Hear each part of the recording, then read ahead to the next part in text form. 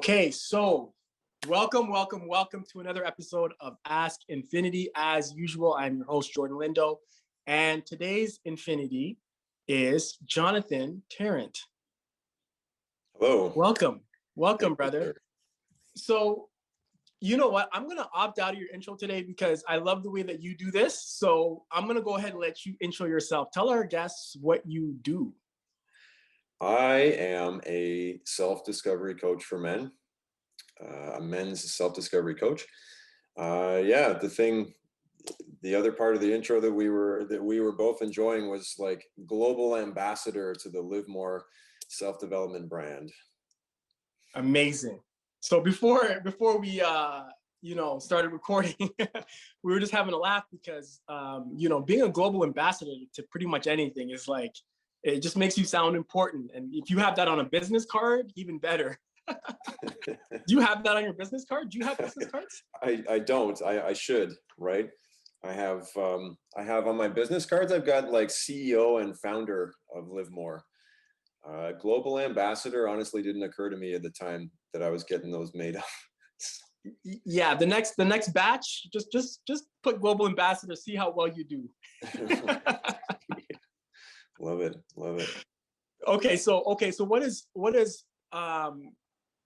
because when you say that, right, it's a very broad, it brings my mind into a very broad space. So now bring us a bit closer into what it is you do on a day-to-day basis in your business. Because men's coach is kind of, I don't want to say it's a crowded space, but it's definitely not a niche. So what do you do and how is it unique? So what I focus on is like wholehearted connection to yourself and to the world around you. I like to aim at men who may be on the same sort of self-destructive path that I was once on and followed all the way to its ultimate end. I stand for men who don't know how to express themselves as a whole human being because they've been so conditioned and confined by the societal expectations of what a man is supposed to be, right? We're supposed to be tough. We're supposed to be like stoic. We're supposed to not cry. We're supposed to like keep our shit together all the time. There's so many like limitations on what a man is supposed to be, and we even do it to ourselves, right? Because we've all to one degree or another got that indoctrination about, suck it up, princess, be a man, walk it off, don't be a pussy, right? Don't cry, all of that shit.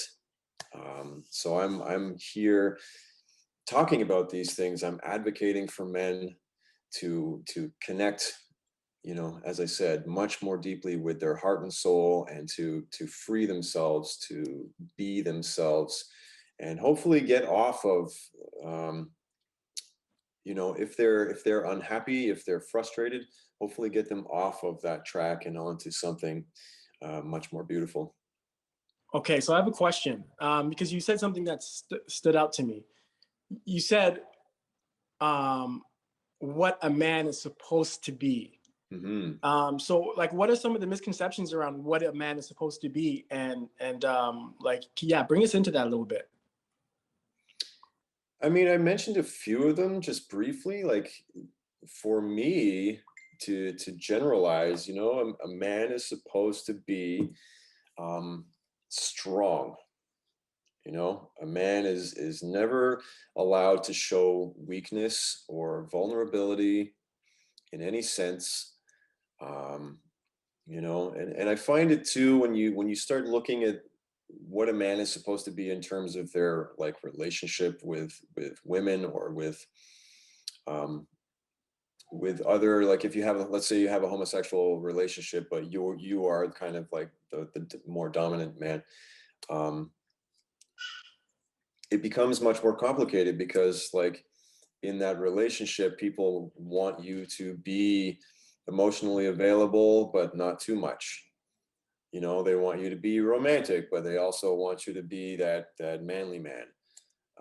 There's a lot of contradictory expectations, even if they're not explicitly stated. I feel they're implied, or they are, you know, in not very subtle terms, they are alluded to through magazines, through all the media that we absorb all day, every day. So to be a man is to be confined to a very limited range of self-expression, and it's not Mm. healthy, in my opinion. Mm. So what I'm hearing you say is you help men realize that it's okay to journey outside the small range of emotions that society has conditioned us to believe that we have to play within. Yes. And that's a very big thing. That's a very tall order. Okay, so what do you find men are struggling with the most in regards to their emotional intelligence, is what I would call it. Just letting it out. They're struggling with communicating. They're Mhm. struggling with even understanding what they're feeling, right? We get trained to be so disconnected from our feelings, from our heart and soul, that it's like we don't even understand what we're feeling when we're experiencing something. You know, I personally went through a lot of that. Um, Used to be in a lot of emotional pain, a lot of mental conflict, a lot of confusion within myself. You know, who am I? Who am I supposed to be? How much of myself can I reveal without having to Mhm. constantly defend myself against, you know, being too soft, or whatever? How can I be vulnerable and emotional when it's appropriate, when I feel like that's what I want to do? And then how can I, you know, in the next moment be the tough guy, be strong, be the backbone of the family, if that's what I feel like in the moment, you know? I Yeah, it's funny feel you like, say that because I'm sorry, did I cut you off there? Were you finished? yeah, I mean, I was still thinking. What I was going to say was that I feel as though a lot of these roles, at least the way I used to see it, um, become mutually like exclusive, right? Either you're going to be the tough guy and that's you all the time, or you're going to be the vulnerable emotional guy and that's you all the time. You can't do both, right? But I've learned that that's total bullshit. Yeah, I'm glad I let you finish that. That's such an interesting point, and it actually makes me think about my experience with crying. Like as a man, I didn't really know how to cry until I'm a huge fan of Japanese animation, and because I have so much respect for the art form of Japanese animation, I think it gives me the space to really express that range of emotion. It's funny because there is, I think, as I know actually, as men, we have such a wide range of emotions that we suppress for Mhm. the reasons that you stated, and um, Japanese animation has really given me the opportunity to cry. Like I'll be watching something, and it'll be so emotional that you know, I cry, and I cannot tell you that I've had any experience with crying before that, Hmm. and so that to me is kind of scary. That as men, we don't even know how to cry, you know, Yeah. and we don't Well, even know that we're keeping that in. That's the crazy. That's the crazier part is what else? What other emotions are we keeping suppressed because we're afraid that it will challenge our manliness, our mhm. masculine. So I think this Exactly. is very important work that you're doing. Thank you. And so my next question is, what do you feel is like the biggest challenge? Like, what's the biggest challenge that men are facing? Like, what's the most reoccurring thing, like from client to client to client? What keeps coming back? Like, what are men struggling with the most? Taking the first step. Men are struggling the most with just taking that first step and allowing allowing for the possibility that they might be able to grow out of the confines that they're in, because it's scary. You know, you grow up with all these ideas, and it's can be intense and quite scary to consider stepping out of your comfort zone. You know, comfort zones are fascinating things. It's like it's a misnomer to call it a comfort zone, because it isn't necessarily comfortable at all. It could be the most uncomfortable place in the world. It could be physically painful. It could be a horrific environment, right? But it's familiar, and that's what makes it a comfort zone.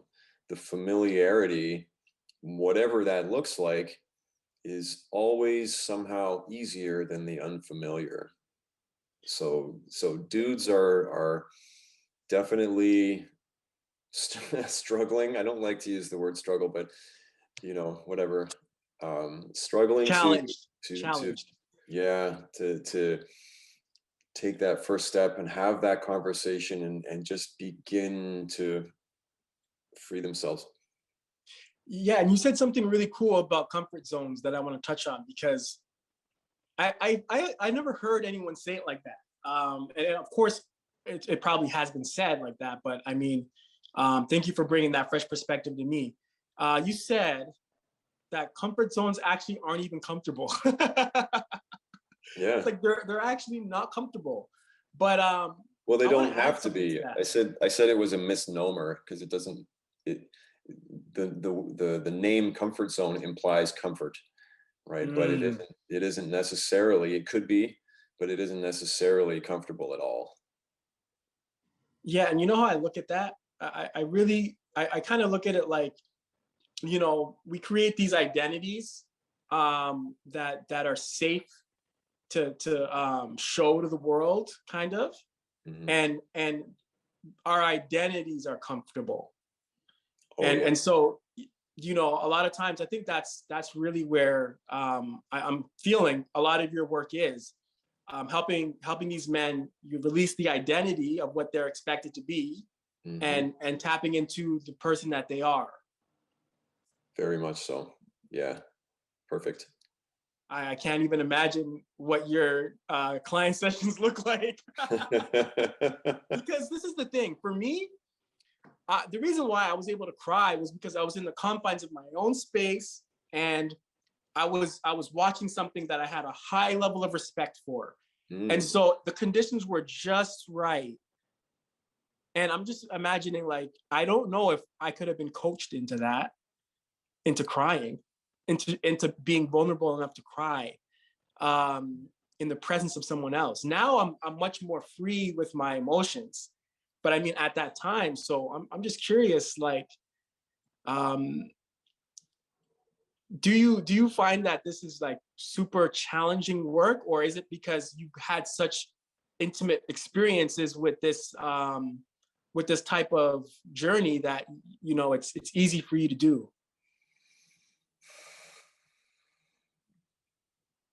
I mean, first of all, I don't coach people on how to cry. So, Of course not. so you're safe.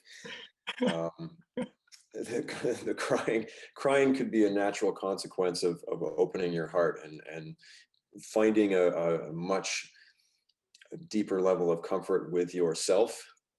You know, we don't want to cry. Men don't want to cry because there's so much shame attached to it. Right? There's truckloads of shame attached to a man crying, even in private, even by yourself. If it's the worst, you know. But when you get to like I said, a greater sense of comfort with yourself, when you get to a place where you know who you are and you can feel yourself opening, then the crying, you just don't give a fuck anymore, you know. Like I have literally cried in front of like everybody I've ever known, and like the world. I've cried online, so I don't give a fuck anymore, you know. It's not it's not I don't feel the shame of it, you know, because there isn't any. The shame of crying is a construct that we've been taught, and you can just unlearn that shit. Amazing. Amazing. You know what's funny? And this is something I've been meaning to ask you for a long time. You seem, I feel like you're the last person that I would expect to be tapped into their emotions. And this is a judgment, obviously, on my part. I'm not perfect. I don't even pretend to be. But because you're so grounded. And it's like, and again, here's that social conditioning again. Like, to me, you're the picture of what a man should be. Oh, You know, you. grounded, deep voice, just you're like the poster child. So it's almost as if like you were made for this work, because if I see a man like you cry, then it's like all of a sudden it gives me permission, right? To tap more into my emotions, because it's like, well, you know, if he could cry, anyone can cry. I think that's a beautiful thing. Can you tell us a bit about your journey to how you've gotten here? Like what has been the most challenging things up until this point? I'm just so curious. Sure. And I want to thank you for that compliment, brother. That was really cool. I appreciate that tremendously. Yeah, I do have a somewhat unreadable face. My emotions are not my emotions are generally not shining out. You know, but whatever. I've got a lot going on in my heart. Yeah, the depth is there. Thanks. We have a saying in the Jamaican culture. They say soft river run deep. And what it really means is, on the top, it's a body of water can be very calm, but then the deeper you go, it's very deep. And so don't be fooled by the calmness of the surface, because the deeper you go, it's very, very, very, very deep. Right. And powerful, and you'll get swept away. Exactly. So that's what's reminiscent of what you just said about you is, cool. You know, you have a lot going on, right? Deep down. So you were saying? Well, that's part of what has been the hardest aspect of my journey. You know, to your question, like I spent really most of my life, the first half of my life, learning how to shut my emotions off, learning how to function really from a wizard point of view, from an intellectual point of view, and blatantly ignoring my intuition, being horrendously like out of tune with that sensation of intuition. It's been really, really challenging to come to terms with all that, because like my journey, as I mentioned earlier, was one of leading myself to a breakdown, to the destruction of my previous life. You know, very emotionally shut down, very much expressing my pain in very unhealthy ways, disrespecting myself, disrespecting my family, you know, because I just didn't know what else to do with myself, you know. And I got me to a point where something had to break, something had to give, and it was me, you know. I got you know, kicked out of that life, and deservedly so. And yeah, I had a complete emotional collapse, and I was just like, I went from a place of being shut down and out of touch with myself to being this like volcano of emotions, like constantly, you know, from almost never crying to literally bawling like a baby every single day for months. Like I literally I literally started to get worried that I was actually never going to stop crying, just because that's how much I was releasing. That's how much I had suppressed, that's how much crap I hadn't dealt with. And it all came out all at once. And it took months. It took months for me to calm down. It took months for me to start to get my shit together. And yeah, very, very, very, very challenging. And Sorry, continue. sure. I was just gonna say, like, and this was the catalyst, this was the inspiration for me to find myself in this raging fire, pick myself up and get myself out of that fire. And I'm like, people got to know about this. Like, the contrast for me was night and day. It was just like indescribable from where I was before to the awakening that I experienced, and the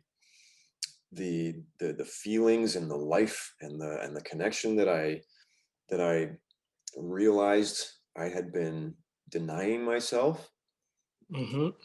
It inspired me to live more, to become a coach, to walk out of that fire with buckets of water for all the other men that may also be in that same fire.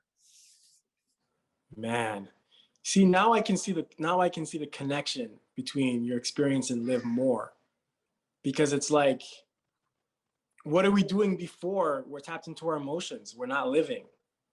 Exactly.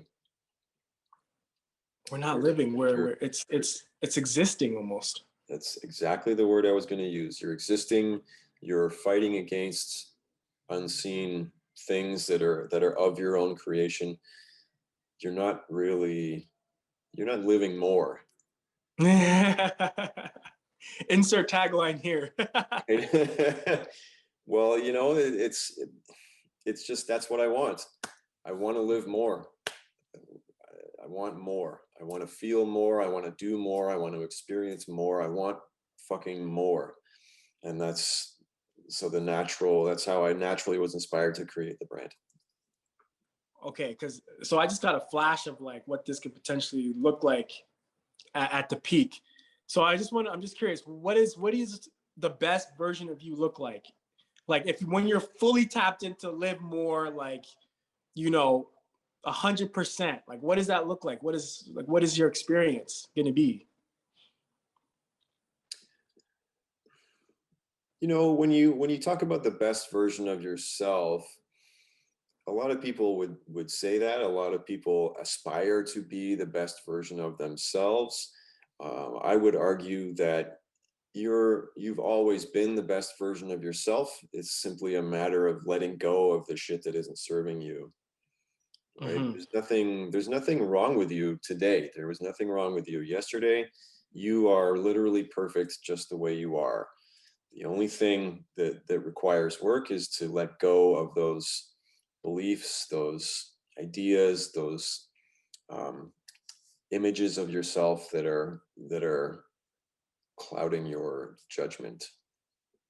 Mm-hmm. So for me, to fully live more is to have a globally recognizable brand of Live More, which creates a community, basically. Live More is a self-development platform. It's intended to be visible. It's intended to take the conversation out into the world and put it in your face, right? Because a big part of like personal development, as I've experienced it, as I've seen it, is a little bit like a secret society. Look at how big Tony Robbins is, and literally almost on the scope of the population of the world, almost nobody knows who he is. So it's like, unless you're really looking for it, you're not going to find it. And then a lot of these like personal development gurus are just they're certainly offering value, but they're also hooking you into this sort of perpetual financial commitment. They're not Mm-hmm. really, they're not giving you the keys. They're giving you they're giving you the thrill, and they're keeping you coming back for more, and that's a business model.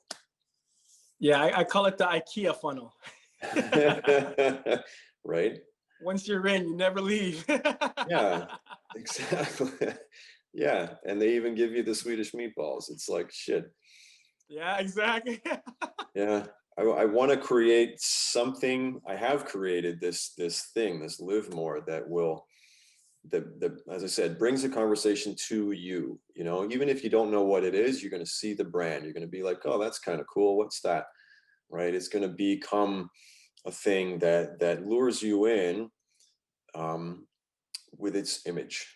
And then as you learn about it, the more you learn about it, the more you get into it, the more you decide to investigate, the more people are talking about it, the more conversations are being had, the more you begin to learn what it means, what it's for, you know, what it could be for you, and who you could be if you let go of all that shit that you didn't even realize you were carrying around.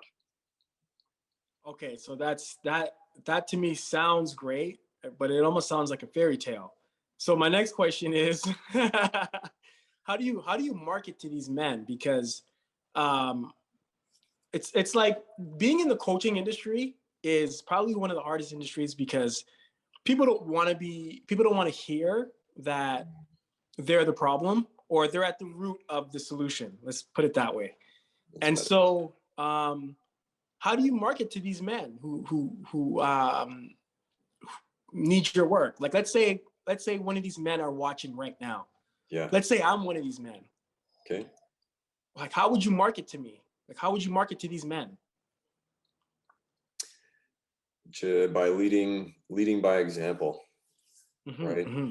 To your point earlier, like if this guy can cry and feel okay about himself, maybe it's okay for you to do the same. And why is he so comfortable with himself? How did he get that way? You know, let's have a Mm. conversation with this guy. All I want to do is spark conversation. You know, I'm not trying to sell you anything. I'm not trying to like convince you. I'm here to have a conversation and to impart, you know, what I've learned, to share with you my journey, um, and hopefully to inspire you to start thinking about, you know, the ways in which you may hold yourself back, or the, you know, who you would really like to be instead of who you're being. Mm. So do you find that most of the people that come to you is it's through word of mouth, or are you running ads? Like, I'm not how do running most of the ads. I people? mean, I'm on like Facebook, Instagram, LinkedIn. I'm on, you know, I guess the major social medias. Uh, I yeah, I have created a lot of pretty, if I do say so myself, pretty kick-ass content. Yeah. I'm in the middle of creating a 1 year long email sequence that'll be like once a week, just to keep on, you know, giving you information, giving you some insight, helping, you know, giving you tools, you know, just to keep it on your mind. Um, yeah, and when you're ready, you'll be like, let's have that conversation. Mm. Man, that is so interesting. Okay, so there's a few questions I like to ask before I wrap up each conversation. But the first one is, if people want to find you, and I'm gonna have links anyways, but where can they reach you? What are your outlets? Do you have a website? How can I've people got reach you? like everything. I have a website, live Oh well, dash it's more. right there. It's right there. This one, yeah, live-more.ca. I have a website. You know, from the website, there's links to all my other stuff. I've got Facebook. I've got my own Facebook page. I've got a Live More Facebook group. I've got Instagram. Um, as I said, LinkedIn. I have a podcast. Actually, I've Hmm. got a webinar that I run every single Saturday. I've got what else? I'm just looking at my stuff here.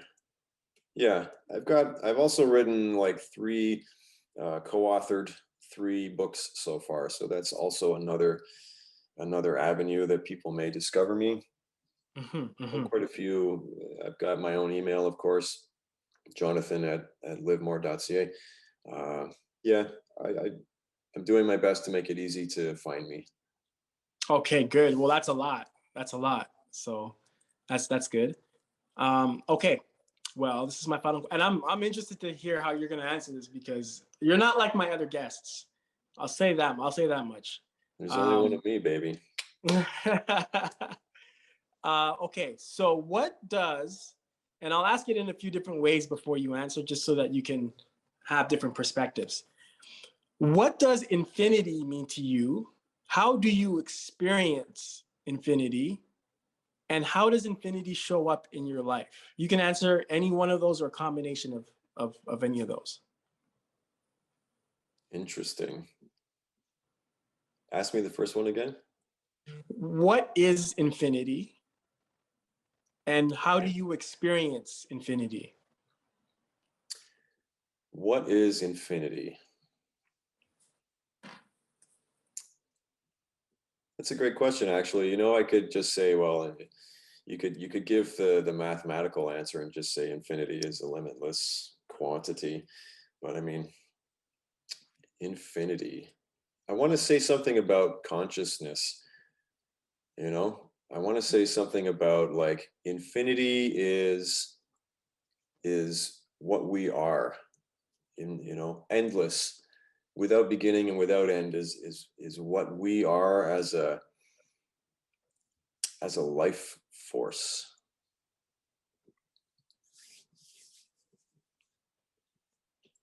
Yeah, that's my final answer. Okay, beautiful. There's no right or wrong answer. I just I like where people go when I ask that question. Sure, it's a great Well, question. thank you, Jonathan, for coming on to the Ask Infinity podcast and blessing us with all of these juicy gems. I appreciate you, brother. Appreciate you. I'll let you have the last word. If there's any final comments you want to make, go ahead. Only to like reiterate the power and the relative simplicity of the conversation. You know, if there had been somebody in my life, like a, let's say like an older kind of big brother, you know, or a some sort of father figure or whatever, like a more grounded, a more sort of worldly man in my life when I was younger, when I was lost within myself. If there had been a dude like that that could have like that we could have magically have encountered each other and he could have seen, you know, somehow he could have seen me and said, hey man, let's just sit down and have a coffee and shoot the shit about life. That, you know, potentially could have made all the difference for me. It could have just opened my eyes a little bit to solutions to my frustrations that I wasn't seeing on my own. Yeah, the conversation is the thing that opens the door if you're willing to have it. And for me, it's a very powerful, very simple solution, you know, because once you start, you can build on that. You don't have to get like the solution all at once, right? You get it in little steps. Amazing. Thank you. Man, it's like be the coach that you needed, right? Mm-hmm.